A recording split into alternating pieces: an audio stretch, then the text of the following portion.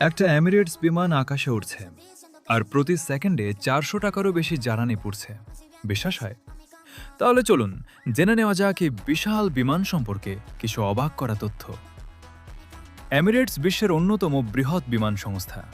তারা দুবাই ঠেফারে থেকে প্রতি সপ্তাহে 3600-এরও বেশি ফ্লাইট পরিচালনা করে এবং বিশ্বের 80টিরও বেশি দেশের 150টির বেশি শহরে সেবা দেয়। এমিরেটসের সবচেয়ে বিখ্যাত বিমানগুলোর একটি হল এয়ারবাস A380।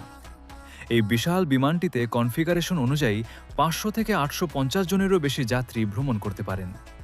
কিন্তু এত বড় বিমানকে আকাশে রাখার খরচও কম নয়।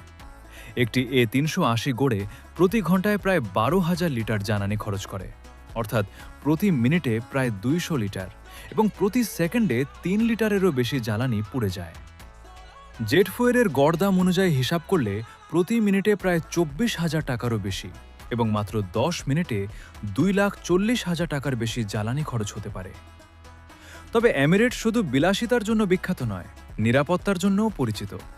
প্রতিটি ফ্লাইটের আগে বিমানের জানালা, sensor, landing gear, engine, antenna এবং অন্যান্য গুরুত্বপূর্ণ অংশ খুবই সতর্কতার সাথে পরীক্ষা করা হয়, কারণ আকাশে ওঠার পর সামান্য একটি ত্রুটিও বড় সমস্যার কারণ হতে পারে।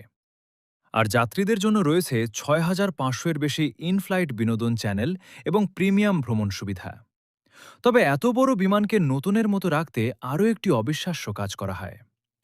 কয়েক বছর পর পর পুরো বিমানটিকে নতুন করে রং করা হয় এবং পুনরায় খুলে লাগানো হয়। কিন্তু একটি 70 মিটারেরও বেশি লম্বা বিমানকে কিভাবে রং করা হয় এবং খুলে লাগানো হয়? কত দিন লাগে? আর কতজন মানুষ কাজ করেন? সেই অবাক করা গল্প জানবেন পরবর্তী ভিডিওতে।